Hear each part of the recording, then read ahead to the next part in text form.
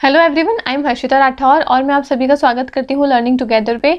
I hope सब लोग बहुत ही अच्छे होंगे, बहुत ही बढ़िया होंगे। आज की क्लास में हम क्या करेंगे, जो हमने ब्लूम्स टैक्सोनॉमी को पढ़ा है, इससे प्रीवियस वीडियो में हमने 2 क्लासेस के अंदर ब्लूम्स टैक्सोनॉमी को बहुत ही डिटेल में, बहुत ही अच्छे से कवर कर लिया है। आज की क्लास में हम इससे जुड़े हुए कुछ MCQs की प्रैक्टिस करने वाले हैं। ठीक है, कुछ क्वेश्चन की हम प्रैक्टिस करेंगे। 15 से 20 सवाल की हम प्रैक्टिस करेंगे। आप मुझे बताना कॉमेंट करके कि आपके ये 15 से 20 सवाल में से कितने क्वेश्चन जो है वो करेक्ट हुए हैं। ठीक है, क्वेश्चन जो है वो आपके यहाँ पे इंग्लिश में भी रहेंगे, क्वेश्चन आपके यहाँ पे हिंदी में भी रहेंगे। तो किसी भी तरीके के मीडियम के स्टूडेंट्स जो है, चाहे इंग्लिश मीडियम के हैं चाहे हिंदी मीडियम के, लैंग्वेज का कोई इशू आपको नहीं होगा। ठीक है, तो लेकिन क्लास को शुरू करने से पहले मेरा छोटा सा इंट्रोडक्शन दे देती हूँ। I am Harshita Rathore. मेरी क्वालिफिकेशन जो है वो मास्टर्स प्लस UGC नेट है। मैंने 2 साल का ऑनलाइन टीचिंग एक्सपीरियंस है। मेरे पास में 1000+ स्टूडेंट्स को मैंने पर्सनली मेंटोर करा हुआ है, वो भी स्पेशली UGC नेट के स्टूडेंट्स को। और मेरा जो एक्सपर्टीज का सब्जेक्ट है वो पॉलिटिकल साइंस है। ठीक है, ये मेरा शॉर्ट एंड स्वीट सा इंट्रोडक्शन था। साथ ही साथ एक मेरा पर्सनल टेलीग्राम चैनल है, हर्षिता मैम की पाठशाला। आप इसको जरूर से ज्वाइन कर लीजिए। आपको क्लासेस की फ्री PDF चाहिए, आपको क्लासेस का लिंक चाहिए, आपके एग्जाम की नोटिफिकेशन चाहिए, कोई भी अपडेट चाहिए, कोई भी करंट अफेयर की न्यूज़ चाहिए, सारा कुछ आपको मेरे टेलीग्राम चैनल पे मिल जाएगा। टाइम टू टाइम मैं यहाँ पे अपलोड करती रहती हूँ, तो मेरे टेलीग्राम चैनल को आप याद से ज्वाइन कर लेना। आपको सिंपली सर्च करना है टेलीग्राम पे जाके हर्षिता मैम की पाठशाला, और मेरी ऐसी फोटो लगी हुई दिख जाएगी आपको, है ना। ऐसी फोटो लगी हुई दिख जाएगी तो पहचान जाना कि ये मैडम ही है, और उसको ज्वाइन कर लेना। और एक हमारा कॉमन टेलीग्राम चैनल है लर्निंग टुगेदर, आप इसको भी ज्वाइन कर लो। आपको क्लासेस की सारी इन्फॉर्मेशन जो है, सारा अपडेट जो है वो यहाँ पे भी मिलता है। ये हमारा कॉमन टेलीग्राम चैनल है, यानी कि ये हमारे जो यूट्यूब चैनल है उसका कॉमन टेलीग्राम चैनल है, और ये मेरा पर्सनल टेलीग्राम चैनल है। ठीक है, तो आप दोनों को ही याद से ज्वाइन कर लेना। आगे बढ़ते हैं, अब हम हमारी जो क्लास है उसको शुरू करते हैं। हमारा फर्स्ट क्वेश्चन जो है वो क्या पूछा है, who develop Bloom's taxonomy. Bloom का वर्गीकरण जो है वो किसने विकसित किया था। मैंने आपको बताया था कि ब्लूम्स टैक्सोनॉमी क्या होती है, क्या नहीं होती है।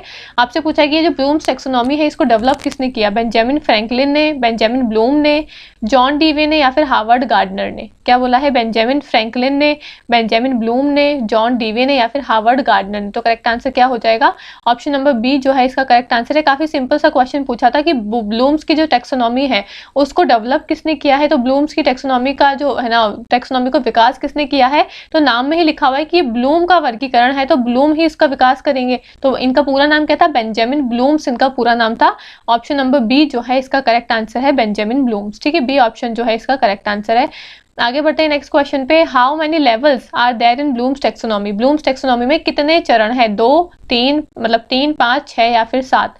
हिंदी में क्या पूछा है क्वेश्चन, ब्लूम्स टैक्सोनॉमी में कितने स्तर हैं, 3 है, 5 है, 6 है या फिर 7 है। तो हमने जब ब्लूम्स टैक्सोनॉमी करी थी तो उसमें हमने कितने स्टेप्स पढ़े थे, मैंने आपको 6 स्टेप्स बताए थे। उसमें सबसे पहले हम शुरुआत करते हैं नॉलेज से, और सबसे लास्ट वाला स्टेप कौन सा था, विश्लेषण करेंगे, संश्लेषण करेंगे और इवेल्युएशन यानी कि मूल्यांकन करेंगे। तो ये था आपका पहला चरण, ये था आपका 6th वाला चरण। तो टोटल 6 स्टेप्स थे आपके ब्लूम्स की टैक्सोनॉमी में। तो ऑप्शन नंबर सी जो है इसका करेक्ट आंसर हो जाएगा, यानी कि 6 लेवल्स जो है वो आपकी ब्लूम्स टैक्सोनॉमी में है। ऑप्शन नंबर सी जो करेक्ट आंसर। ठीक है, आगे बढ़ते हैं नेक्स्ट क्वेश्चन पे। क्या पूछा है, which of the following is the lowest level of Bloom's taxonomy. मैंने बताया था कि ऐसे क्वेश्चन आपसे पूछेंगे कि निचले स्तर कौन से हैं, या फिर सबसे हाईएस्ट लेवल कौन से है, सबसे उच्चतम स्तर कौन से है ब्लूम्स की टैक्सोनॉमी में, तो आपको पता होने चाहिए। यहाँ पे पूछा है कि सबसे लोवेस्ट यानी कि सबसे निचला स्तर कौन सा है ब्लूम्स की टैक्सोनॉमी का, एप्लीकेशन, नॉलेज, इवेल्युएशन या फिर एनालिसिस। अभी मैंने जब आपको समझाया तो मैंने यहाँ पे बताया डायग्राम बना के, नॉलेज सबसे पहला चरण है और इवेल्युएशन मूल्यांकन सबसे आखिरी चरण है। तो सबसे पहला यानी कि सबसे लोवेस्ट हो गया, तो ये होता है आपका कौन सा चरण, नॉलेज यानी कि रिमेम्बरिंग, जहाँ पे बच्चा क्या करता है, सिर्फ चीजों का ज्ञान प्राप्त करता है। तो ऑप्शन नंबर बी जो करेक्ट आंसर, नॉलेज जो है वो इसका सबसे लोएस्ट लेवल है, सबसे निचला लेवल है। और अगर सबसे हाईएस्ट लेवल पूछते जैसे कि यहाँ पे पूछा हुआ है, तो आपका करेक्ट आंसर क्या हो जाता है, तो इसमें यहाँ पे पूछा है कि which of the following is the highest level of Bloom's taxonomy, तो सबसे हाईएस्ट लेवल आता है आपका इवेल्युएशन यानी कि मूल्यांकन। तो इसका आंसर हो जाएगा ऑप्शन नंबर डी जो है वो इसका करेक्ट आंसर हो जाएगा। ठीक है, तो इस तरीके से आपको पता होने चाहिए। यहाँ पे तो चलो एक एक ऑप्शन ही दिए हुए थे, जो 6 लेवल है उन 6 लेवल में से अगर आपसे शुरू के 2 पूछे तो वो लोएस्ट लेवल हो जाएंगे, और अपर के 3 पूछे तो वो आपके क्या हो जाएंगे, अब है ना, मतलब उच्चतम लेवल हो जाएंगे, और शुरू के 3 पूछे तो वो आपके सबसे निचले लेवल हो जाएंगे। ठीक है, इस तरीके से आपको इसको डिवाइड करना है। हिंदी में क्वेश्चन देख लेते हैं एक बार। निम्नलिखित में से कौन सा ब्लूम्स वर्गीकरण का सबसे निम्नतम स्तर है, और यहाँ पे पूछा है कि निम्नलिखित में से कौन सा ब्लूम्स टैक्सोनॉमी का सबसे उच्चतम स्तर है। तो सबसे निम्नतम उच्चतम स्तर कौन सा होता है? ज्ञान का स्तर। ऑप्शन नंबर बी जो है वो इसका करेक्ट आंसर है। नॉलेज वाला जो चरण होता है वो सबसे लोवेस्ट लेवल होता है और सबसे उच्चतम स्तर कौन सा होता है? मूल्यांकन का होता है, यानी कि ऑप्शन नंबर डी इसका करेक्ट आंसर हो जाएगा। इवेल्युएशन जो है वो सबसे हाईएस्ट लेवल होता है, सबसे उच्चतम स्तर होता है। ठीक है, आगे बढ़ते हैं नेक्स्ट क्वेश्चन पे। फिफ्थ क्वेश्चन क्या पूछा है? What is the second level of Bloom's taxonomy. अब यहाँ पे पूछा है कि सेकंड लेवल कौन सा है ब्लूम्स टैक्सोनॉमी में। तो आपको पूरी जो टैक्सोनॉमी है उसका एक सीक्वेंस जो है वो याद करना होगा। 6 ही चरण है, उसको ढंग से याद कर लेना। पहला बोला है अंडरस्टैंडिंग, फिर बोला एप्लीकेशन, फिर बोला एनालिसिस, फिर बोला है इवेल्युएटिंग। तो मैं यहाँ पे 6 पॉइंट्स एक बार लिख देती हूँ कौन कौन से थे। यहाँ पे हमने ये पढ़ा था ब्लूम्स की टैक्सोनॉमी, इसमें हमने 6 स्टेप्स जो है, 6 लेवल्स जो हैं उसको देखे थे। 6 लेवल्स हमने यहाँ पे देखे थे। अभी 6 लेवल्स कौन कौन से थे मैंने आपको बताया था कि सबसे निचला लेवल जो है, सबसे फर्स्ट लेवल जो है वो कौन सा आता है? नॉलेज का लेवल आता है, यानी कि जहाँ पे बच्चे को ज्ञान देते हैं। ठीक है, दूसरा स्टेप कौन सा हो गया? दूसरा लेवल आता है आपका अंडरस्टैंडिंग का। अंडरस्टैंडिंग जहाँ पे बच्चे को सहना क्या करते हैं, चीजों को समझाने की कोशिश करते हैं, उसके अंदर समझ को डेवलप करते हैं, तो अंडरस्टैंडिंग वाला लेवल हो गया। तीसरा लेवल कौन सा होता है आपका? तीसरा लेवल होता है आपका एप्लीकेशन, यानी कि अनुप्रयोग करना। जो दूसरे चरण में समझा है उसको तीसरे चरण में उसका अनुप्रयोग करना, उसको अप्लाई करना रियल लाइफ के अंदर, वो होता है एप्लीकेशन चरण। ये जो तीनों ही लेवल्स हैं, ये कौन से लेवल हैं? ये आपके सबसे लोवेस्ट यानी कि सबसे है ना निचले स्तर के लेवल है। आपसे पूछे कि लोवेस्ट लेवल कौन सा है, तो इन तीनों का आपको आंसर देना है। ठीक है, फिर आपका आता है फोर्थ वाला स्टेप। फोर्थ स्टेप में हमने क्या देखा था? एनालिसिस करना, चीजों को विश्लेषण करना, छोटे छोटे टुकड़ों में तोड़ के उनको समझना। फिफ्थ स्टेप हमने कौन सा देखा था? फिफ्थ वाला हमने देखा था संश्लेषण करना, यानी कि सिंथेसिस करना। जो छोटे छोटे टुकड़ों में चीजों को तोड़ा हुआ है उसको जोड़ के एक संरचना बनाना, फिर उसको समझना। और लास्ट जो सिक्स्थ स्टेप था उसमें हमने क्या देखा था? इवेल्युएशन, यानी कि मूल्यांकन करना। ये जो ऊपर के तीनों चरण हैं ये क्या है? आपके सबसे हाईएस्ट लेवल है, और ये जो नीचे के लेवल है ये सबसे आपके लोवेस्ट लेवल है। और मैंने सारा समझा दिया, हाईएस्ट लेवल कौन से हैं, आपके लोवेस्ट लेवल कौन से हैं, एक हायरार्की क्या है वो भी समझा दिया। इसी सीक्वेंस में आपको इसको याद रखना है। यहाँ पे पूछा है कि सेकंड लेवल कौन सा आता है। सेकंड कौन सा है? ये वाला है, यानी कि अंडरस्टैंडिंग। ऑप्शन नंबर ए जो है इसका करेक्ट आंसर हो जाएगा। अब आपसे पूछ ले फोर्थ लेवल कौन सा है, तो फोर्थ कौन सा हो गया आपका? एनालिसिस जो है, ये एनालिसिस वाला आपका फोर्थ लेवल हो जाएगा। सिक्स्थ पूछ ले, इवेल्युएशन हो जाएगा। अप्लाइंग कौन सा है? अप्लाइंग आपका थर्ड लेवल है। एनालिसिस कौन सा है? फोर्थ लेवल है। इवेल्युएशन कौन सा है? सिक्स्थ लेवल है। अंडरस्टैंडिंग कौन सा है? सेकंड लेवल है। नॉलेज कौन सा है? फर्स्ट लेवल है। ठीक है, तो ऐसे करके आपसे पूछ ले सिंथेसिस कौन सा है, तो ये आपका फिफ्थ लेवल है। ऐसे करके सारे ही जो चरण है आपके, सारे ही जो स्टेजेस है वो आपको पता होनी चाहिए। तो इसका करेक्ट आंसर क्या हो जाएगा? अंडरस्टैंडिंग सेकंड लेवल है। हिंदी में क्या पूछा है क्वेश्चन? ब्लूम्स वर्गीकरण का दूसरा स्तर कौन सा है, तो समझ का स्तर जो है वो आपका दूसरा स्तर होता है। ऑप्शन नंबर ए इसका करेक्ट आंसर है। ठीक है, यहाँ पे सारे आपके करेक्ट आंसर्स लिखे हुए हैं, इसको आप चेक भी कर सकते हो। ठीक है, आगे बढ़ते हैं नेक्स्ट क्वेश्चन पे। सिक्स्थ क्वेश्चन क्या पूछ रहा है? The applying level of Bloom's taxonomy involves memorising fact, using learned information in a new situation, evaluating different viewpoint या फिर creating new ideas। जो अप्लाइंग वाला स्तर है ना, जो हमने तीसरे चरण पे देखा ना कि जो बच्चे ने समझा है दूसरे चरण पे, उसको तीसरे चरण पे जाके उसका अनुप्रयोग करना, वो जो एप्लीकेशन वाला जो लेवल है उसके अंदर क्या होता है वो आपसे पूछा है। चीज़ों को हम मेमोराइज करते हैं, रटते हैं, या फिर जो हमने इन्फॉर्मेशन को याद करा है उसको हम नई सिचुएशन में लागू करते हैं, या फिर हम चीज़ों का मूल्यांकन करते हैं, या फिर नए आइडियाज़ को क्रिएट करते हैं। तो मेमोराइज कब करेंगे? हम पहले चरण में करेंगे। पहला चरण कौन सा था? अभी मैंने बताया था नॉलेज वाला, जहाँ पे बच्चा चीज़ों को रटने की कोशिश करेगा, तो वो नॉलेज वाला स्तर होगा आपका सबसे पहला। तो ये तो हम नहीं करते हैं। दूसरा बोला न्यू सिचुएशन में लगाना, ये वाला इसका आंसर होगा आपका करेक्ट, यानी कि जो भी बच्चे ने सीखा है दूसरे चरण में। दूसरा कौन सा था? Understanding level. अंडरस्टैंडिंग लेवल में उसने जो भी सीखा है वो थर्ड लेवल जो है एप्लीकेशन वाला, उसमें उसका क्या करेगा? अप्लाई करके देखेगा, अनुप्रयोग करेगा। और यही पूछा है कि अप्लाइंग वाले चरण में क्या करते हैं? नई सिचुएशन में चीजों को लागू करके फिर सीखते हैं।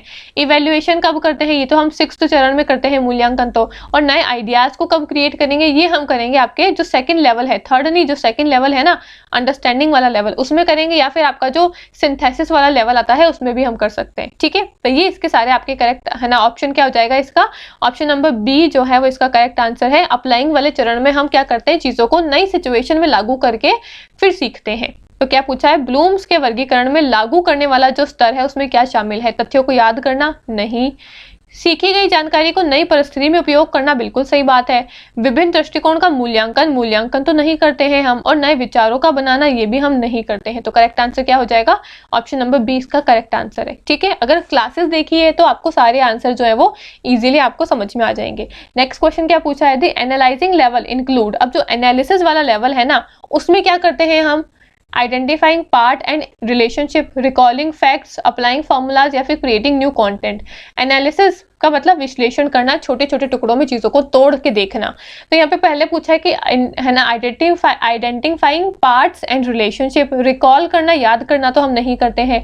अप्लाइंग फॉर्मूलाज, तो फॉर्मूला को भी हम अप्लाई नहीं करते हैं। ठीक है, फॉर्मूला को भी हम अप्लाई नहीं करते हैं। नए कंटेंट को क्रिएट करना, ये तो हम सिंथेसिस में करते हैं, तो ये भी नहीं करेंगे। तो यानी कि हम चीजों को पार्ट्स में डिवाइड करके फिर समझते हैं। ऑप्शन नंबर ए इसका करेक्ट आंसर हो जाएगा। ठीक है, हिंदी में क्या पूछा है?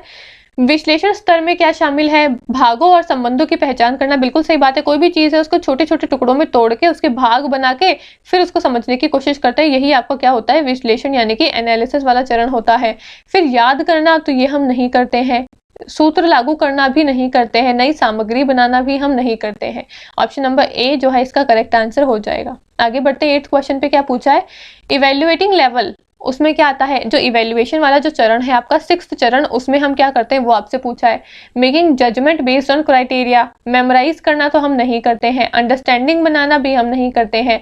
रिपीटिंग करना, इंफॉर्मेशन को रिपीट करना बार बार, वो भी हम नहीं करते हैं। यहाँ पे हम मूल्यांकन करते हैं, यानी कि हम यहाँ पे जजमेंट करते हैं। तो ऑप्शन नंबर ए इसका करेक्ट आंसर हो जाएगा। काफी सिंपल से क्वेश्चन है, बस आपके कॉन्सेप्ट जो है वो क्लियर होने चाहिए। ठीक है, हिंदी में क्या पूछा है? ब्लूम्स के वर्गीकरण के मूल्यांकन स्तर में शामिल क्या क्या है? मानदंडों के आधार पर निर्णय लेना, नियम याद रखना, सिद्धांतों को समझना या फिर जानकारी को दोहराना। तो ऑप्शन नंबर ए जो है मानकों के आधार पर निर्णय लेना। Option number A is your correct answer. ठीक है, आगे बढ़ते 9th क्वेश्चन पे। Which of the following is an example of creating level in Bloom's taxonomy? Recalling historical events, summarising a story, है ना, डिजाइनिंग अ न्यू प्रोडक्ट, या फिर identifying main idea. जो क्रिएटिंग वाला जो स्तर है उसका एग्जाम्पल कौन सा है वो आपको बताना है। हिंदी में क्या पूछा है क्वेश्चन? निम्नलिखित में से कौन सा ब्लूम्स के वर्गीकरण में सृजन स्तर जो है उसका उदाहरण है? ऐतिहासिक घटनाओं को याद रखना, कहानी का सारांश करना, नए उत्पाद डिजाइन करना, या फिर मुख्य आदर्श की पहचान करना। तो करेक्ट आंसर क्या हो जाएगा 9th का? ऑप्शन नंबर सी जो है इसका करेक्ट आंसर है, यानी कि क्रिएट करना, यानी कि नई नई डिजाइन के प्रोडक्ट को बनाना, नए नए प्रोडक्ट को क्रिएट करना, नए नए प्रोडक्ट को बनाना, ये इसका करेक्ट आंसर हो जाएगा। Option number C. ठीक है, 9th का आंसर क्या है? ऑप्शन नंबर सी जो है नए उत्पाद को डिजाइन करना, इसका करेक्ट आंसर हो जाएगा। आगे बढ़ते हैं 10th क्वेश्चन पे। 10th क्वेश्चन क्या पूछ रहा है आपसे? Which verb is commonly associated with understanding level? से कौन सा वर्ब जो है वो जुड़ा हुआ है? डिफाइन, एक्सप्लेन, डिजाइन या फिर इवेल्युएट? इवेल्युएट नहीं है आपका, है ना, एक्सप्लेन भी नहीं है और आपका डिजाइन भी नहीं है। तो इसका करेक्ट आंसर क्या हो जाएगा 10th का? ऑप्शन नंबर बी जो है वो इसका करेक्ट आंसर है। एक्सप्लेन करना चीजों को, वो इसका करेक्ट आंसर है। डिफाइन तो सिर्फ और सिर्फ चीज को एज इट इज बता देना, और डिजाइन तो हमने अभी देखा निर्माण करना है। तो इसका करेक्ट आंसर क्या हो जाएगा? एक्सप्लेन करना, चीजों को बच्चे को अच्छे से एक्सप्लेन करके समझाना, ताकि उसके अंदर अंडरस्टैंडिंग जो है वो डेवलप हो। तो ऑप्शन नंबर बी एक्सप्लेन जो है इसका करेक्ट आंसर है। हिंदी में क्या पूछा है? कौन सी क्रिया सामान्यतः समझ के स्तर से जुड़ी हुई है? तो स्पष्ट करना, यानी कि एक्सप्लेन करना जो है इसका करेक्ट आंसर है। ठीक है, आगे बढ़ते हैं 11th क्वेश्चन पे। क्या पूछा है आपसे? Which of this activity best represent the remembering level? जो रिमेम्बरिंग लेवल है ना, पहला चरण, जिसको हम मेमोराइजिंग लेवल भी कहते हैं या फिर नॉलेज का लेवल भी कहते हैं, उस लेवल पे कौन सी बेस्ट एक्टिविटी जो है वो उसको रिप्रेजेंट कर रही है वो आपको बताना है। Identifying the capital of country, interpreting a poem, writing a persuasive essay, या फिर कंपेयरिंग टू थ्योरीज। दो थ्योरी को कंपेयर करना, ऐसा कुछ भी हम नहीं करते हैं। इंटरप्रेट पोयम, पोयम को इंटरप्रेट करना भी हम नहीं करते हैं। राइटिंग अ परसुएसिव एसे, या फिर identifying the capital of a country. तो इसका करेक्ट आंसर क्या हो जाएगा? और जो क्वेश्चन 11th है उसका करेक्ट आंसर क्या है? Identifying capital of a country. Option number ए इसका करेक्ट आंसर है। ठीक है, हिंदी में क्वेश्चन क्या लिखा हुआ है यहाँ पे? इनमें से कौन सी गतिविधि स्मरण स्तर को सर्वोत्तम रूप से दर्शाती है? तो किसी देश की राजधानी की पहचान करना जो है वो आपका मेमोरी लेवल जो है उसका एग्जांपल है। ऑप्शन नंबर ए जो करेक्ट आंसर। यहाँ पे सारे आंसर्स लिखे हुए हैं, अब यहाँ से आंसर्स को चेक भी कर सकते हो। ठीक है, आगे बढ़ते हैं 12th क्वेश्चन पे। क्या पूछा है? In which level of Bloom's taxonomy do student differentiate between facts and opinion? भाई ऐसा कौन सा लेवल है जहाँ पे बच्चे जो है वो फैक्ट और ओपिनियन के बीच में डिफरेंशिएट करना सीखते हैं? कौन से स्तर पे सीखते हैं? रिमेम्बरिंग में तो रटते हैं, अप्लाइंग में चीज़ों को अप्लाई करते हैं, एनालाइजिंग में उनका विश्लेषण करते हैं, और क्रिएटिंग में नई नई चीज़ों का निर्माण करते हैं। तो इसका करेक्ट आंसर क्या हो जाएगा? हिंदी में क्या पूछा है? ब्लूम के वर्गीकरण के किस स्तर पर छात्र तथ्य और राय के बीच अंतर करते हैं?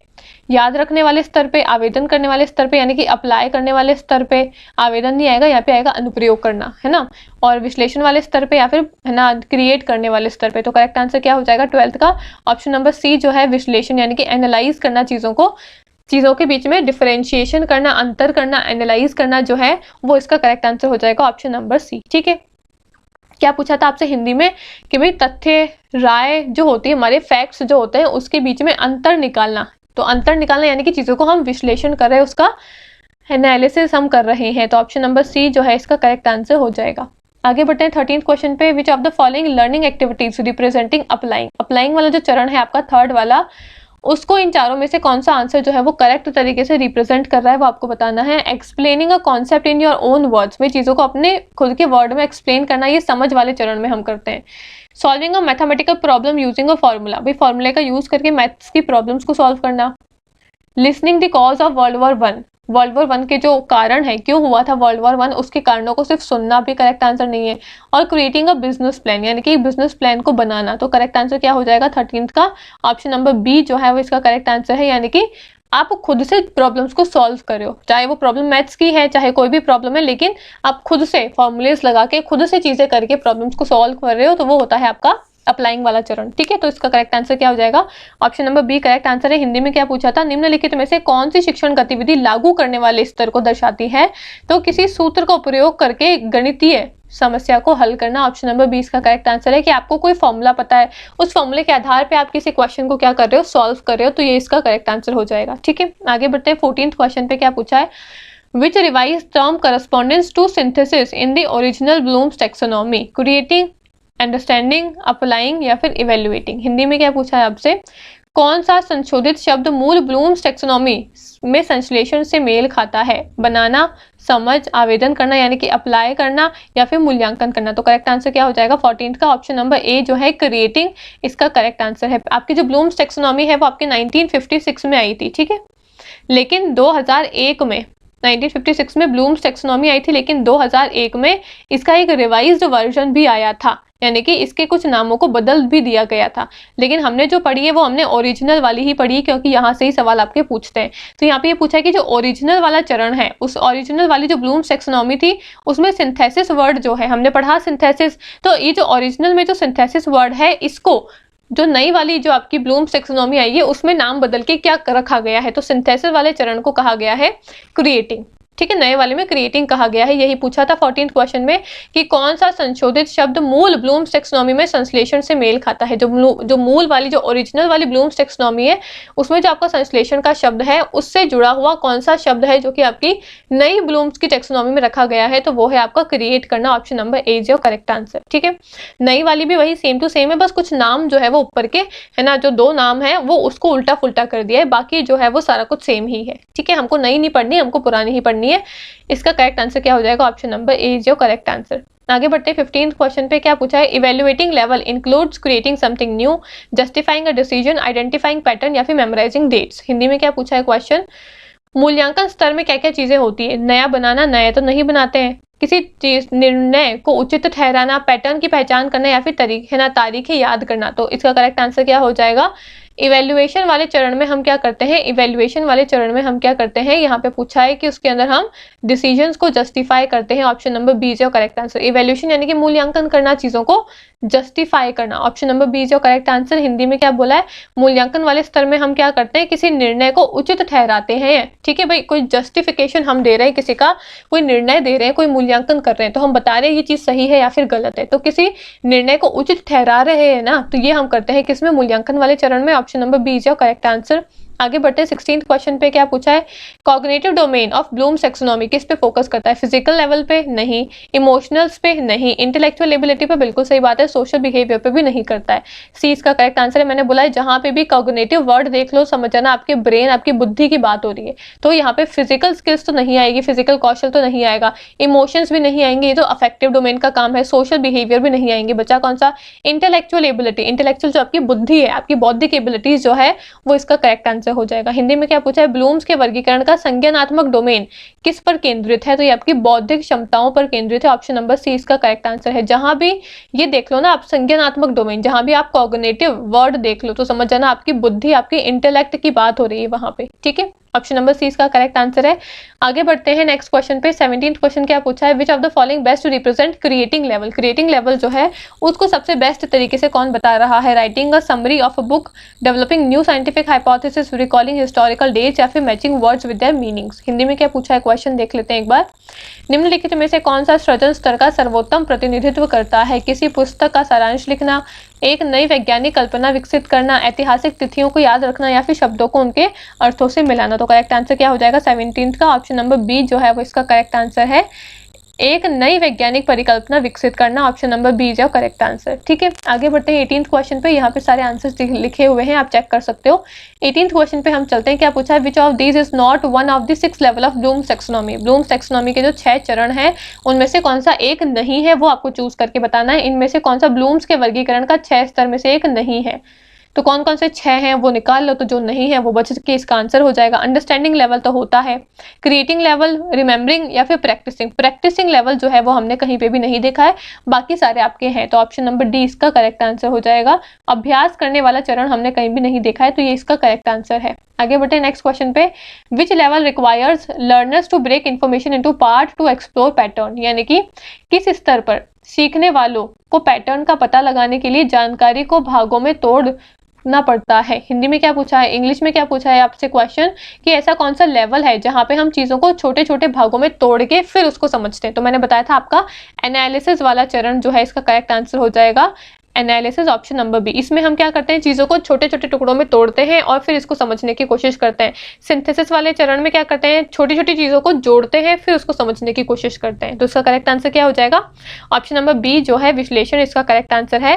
किस स्तर पर सीखने वाले पैटर्न का पता लगाने के लिए जानकारी को छोटे टुकड़ों में तोड़ना पड़ता है, तो विश्लेषण वाला स्तर आता है, ऑप्शन नंबर बी जो करेक्ट आंसर। लास्ट क्वेश्चन क्या है आज की क्लास का, the revised version of Bloom's taxonomy was introduced by Anderson and Krathwohl, पियाजे and Vygotsky, John Dewey and Benjamin Bloom's, या फिर गार्डनर एंड स्किनर। ठीक है, मैंने बताया भाई 2001 में एक रिवाइज्ड वर्जन, एक नया वर्जन आया था ब्लूम्स की वर्गीकरण का। तो आपसे पूछा है कि जो नया वर्जन आया है ब्लूम्स की टैक्सोनॉमी का, उसको किसने प्रस्तुत किया है। एंडरसन और कैथरॉल ने, पियाजे और वाइगॉट्स्की ने, जैन डेवी और बेंजामिन ब्लूम्स ने, या फिर गार्डनर और स्किनर ने। तो करेक्ट आंसर क्या हो जाएगा इसका, ऑप्शन नंबर ए जो है एंडरसन और कैथरॉल ने 2001 में ब्लूम्स की टैक्सोनॉमी का एक न्यू वर्जन जो है, नया वर्जन जो है वो दिया था। Option number A is your correct answer. ठीक है, एंडरसन एंड कैथरॉल जो है वो इसका करेक्ट आंसर हो जाएगा। यहाँ पे इसके सारे आंसर्स लिखे हुए हैं, आप इसके सारे आंसर्स यहाँ से मैच भी कर सकते हो। ठीक है, तो ये आज की हमारी क्लास थी। हमने टोटल 20 क्वेश्चंस जो हैं उनको सॉल्व करा है। आप मुझे कमेंट करके बताना कि 20 सवाल में से कितने सवाल जो है वो आपके यहाँ पे सही हुए हैं। ठीक है, अगर वीडियो अच्छे लगे तो इसको लाइक करना, शेयर करना, कमेंट करके जरूर से बताना मुझे कि आपको वीडियो जो है वो कैसी लगी। आपके सजेशन, कोई भी डाउट है मुझे कमेंट करके बता सकते हो। और ये जो मेरा पर्सनल टेलीग्राम चैनल है, ये हमारा कॉमन टेलीग्राम चैनल है, इसको याद से ज्वाइन कर लेना। ठीक है, थैंक यू।